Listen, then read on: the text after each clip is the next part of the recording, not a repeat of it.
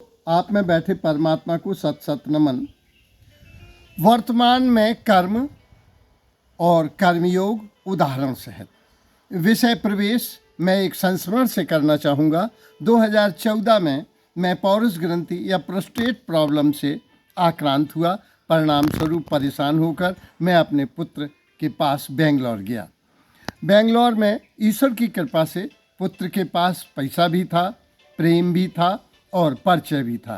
परिणाम स्वरूप उसने एक एशिया के बहुत बड़े डॉक्टर जो एनयू हॉस्पिटल के डायरेक्टर थे, 85 वर्षीय डॉक्टर से मिलवाया। और मैं जब उनके सामने गया तो मैं अपनी समस्या जल्दी जल्दी उन्हें बतलाने लगा। तो वो बोले, आप जल्दी जल्दी क्यों बोलते हैं?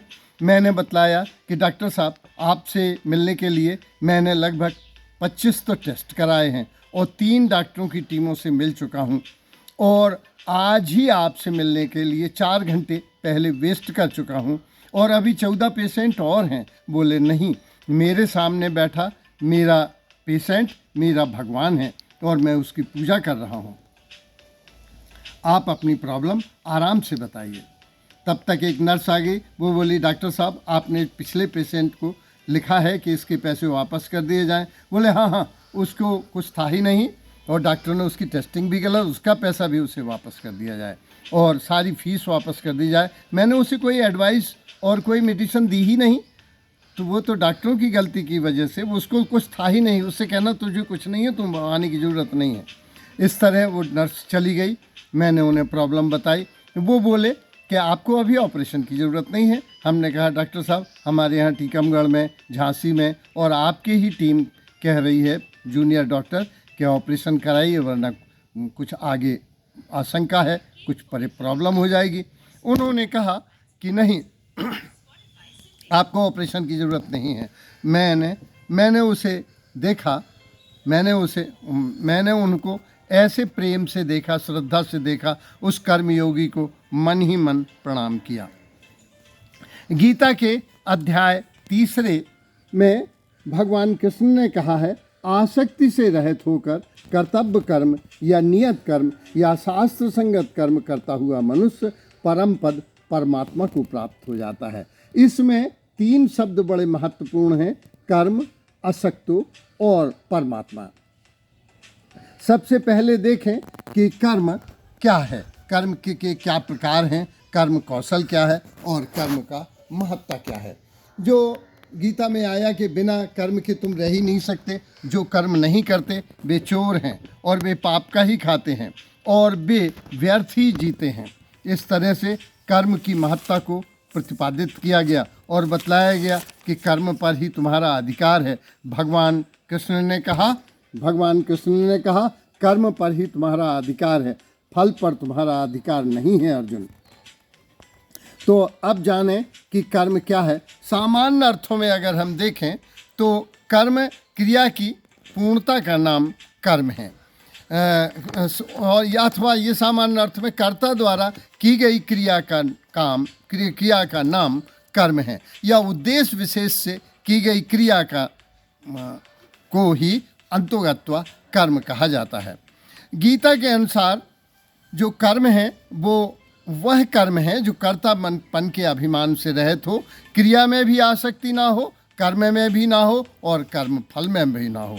कर्तापन के अभिमान से रहित जो ऋषि होते हैं, मुनि होते हैं, पंडित होते हैं, ज्ञानी होते हैं, वे उपनिषद के इस वाक्य को जीवन में अनुसरण करते हैं। ना हम करता, जैसा ऋषि कहता है, ना हम करता, हरि है करता, हरि है करता, हरि है करता ही केवलम।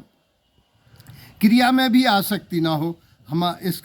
लोग क्रिया में आसक्त हो जाते हैं, जैसे शराब पीने वाले, जैसे सिगरेट में, या संभोगरत लोग जो फल तो नहीं चाहते लेकिन क्रिया में आसक्त हैं।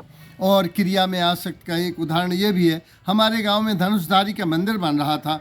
हरिप्रसाद द्विवेदी जो पंडित थे, पुजारी थे, वो गुम्मे गिन रहे थे। मंदिर का नवनिर्माण होना था और सामने खिल्ली सेठ भी गुम्मे गिन रहे थे। तो सेठ जी हंसे कि पंडित जी, आप भी गुम्मे गिन रहे हैं और हम भी गुम्मे गिन रहे हैं, तो हम में आप में अंतर क्या है? हरिदास द्विवेदी जो पंडित थे वे बोले कि अंतर है, हम अभी इसको छोड़ते हैं, चलो अपन सन्यास कहा अपनी उम्र भी हो गई, आपकी भी हमारी भी, हरिद्वार चलते हैं अभी इसी वक्त, ऐसा ही छोड़ते हैं। तो सेठ जी बोले अरे ऐसे कैसे छोड़ा जा सकता है? बोले बस यही अंतर है, ना हम मैं कर्तापन के अभिमान से ग्रसित हूँ और ना क्रिया में आसक्त हूँ और ना मुझे फल की कोई चिंता है। तो पंडित जी जो थे वो गुम में गिनते हुए भी अनासक्त भाव से काम कर रहे थे। ऐसे लोगों को कर्म फल बंधन नहीं बनते। कर्म फल बंधन बनते हैं उन लोगों के जो अहंकार से, क्रोध से काम करते हैं। अगर हम देखें तो इसी दोहे को मेरे मित्र ने इस तरह गाया है, अतः सदा आसक्ति रहित हो। मेरे मित्र श्री पूरन चंद्र गुप्ता ने अपनी गीता गायन में इसे लिखा, अतः सदा आसक्ति रहित हो, कर्तव्य कर्म करो अपना, आसक्त हो कर्म करें जो करें प्राप्त वो निज सपना। सभी लोगों की ये इच्छा होती है कि वे मोक्ष को प्राप्त हों, वे स्वर्ग को और सुख को, श्रेयस को, स्वास्थ्य को प्राप्त हों, तो वे अपने रूप स्वरूप को प्राप्त हों। तो जो अनासक्त भाव से कर्म करते हैं वे इसको प्राप्त हो जाते हैं। अगला सब है आसक्तो, जो आसक्ति से रहित, आसक्ति से जो बहुत से लोग वर्तमान में आसक्त हो गए हैं, वे यश में, धन में, पद में, प्रतिष्ठा में, माया में, मोह में, अहंकार में, राग से, द्वेष से ग्रसित जब कोई कर्म करते हैं तो वे आसक्त लोग हैं। और अनासक्त वो लोग हैं जो कर्तापन के अभिमान से क्रिया में आसक्त नहीं, न फल में आसक्त हैं। अगला शब्द आया है परमात्मा, परम पद। परम पद से आशय हम लोगों ने ये लगा लिया है कि कोई स्वर्ग में बैठा हुआ देवता है, जैसे कलेक्ट्रेट में कलेक्टर बैठा हुआ है। वस्तुतः ऐसा नहीं है, वो एक नियम की तरह है, वो एक शाश्वत शक्ति की तरह है, वो ऊर्जा की तरह, ऊष्मा की तरह है, वो नियम की तरह है। वो इस इधर आशय ये है कि वो परम पद को प्राप्त हो जाता है जो अपनी पूरी पूर्णता को, पूरे वैभव को प्राप्त हो जाता है। इसी अपने में को परिष्कृत करते हुए, निरंतर अपना कर्तव्य कर्म करते हुए जो वह चाहता है वह प्राप्त कर लेता है। उदाहरण बुद्ध, महावीर, राम, कृष्ण, व्यास, वाल्मीकि, तुलसीदास, महावीर, मोहम्मद, मूसा, ईसा मसीह, ये वो लोग हैं जो इसी पृथ्वी पर जन्मे और अपने को परिष्कृत करते हुए तीर्थंकर हो गए, वो देवता तुल्य हो गए।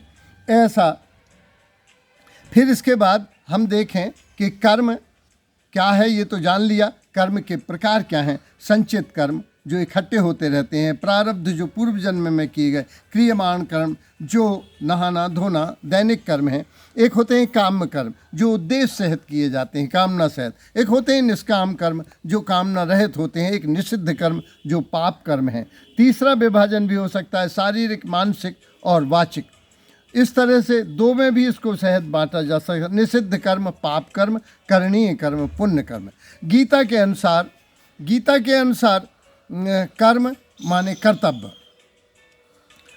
तीन तरह से इसे विभाजित किया गीता ने, कर्म, अकर्म और विकर्म। कर्म जो कर्तव्य है, शास्त्र संगत है, अकर्म जो पाप है, और विकर्म जो विशेष कर्म है। इसको इस तरह समझ सकते हैं, एक बस ड्राइवर से एक बूढ़े अपाहे अपंग बीमार व्यक्ति ने प्रार्थना की कि झांसी से ये बस पृथ्वीपुर जा रही है और 2 किलोमीटर पहले मेरा गांव है, अगर आप वहां उतार दें तो बड़ी कृपा होगी ड्राइवर साहब। ड्राइवर ने रोक दिया, ये उसका विकर्म हो गया, क्योंकि ड्राइवरी की तो उसे तनख्वाह मिलती थी, लेकिन 2 किलोमीटर जो उसने दया और करुणावश से निष्काम भाव से फल रहित यश और धन की इच्छा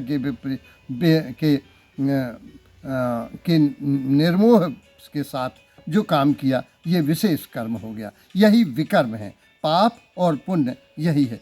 कर्म फल को देखें तो जो जैसा बोता है, जैन दर्शन तो कर्म के सिद्धांत पर ही आधारित है।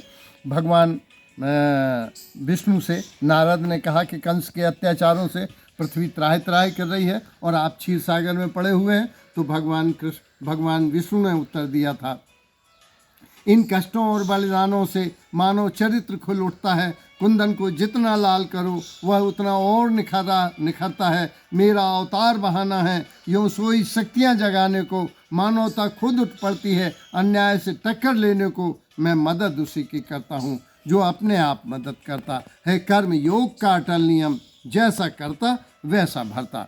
ऋषि गौतमी की भी कथा आई है पौराणिक के जो ऋषि स्त्री थी गौतमी, उसके पुत्र को काट लिया तो उसने अपने तप बल से काल को बुलाया। काल ने कहा कर्म फल के अनुसार इसका ऐसा ही होना था, तो उस जैसा कर्म किया है वैसे फल भोगने के लिए व्यक्ति विवश हो जाता है।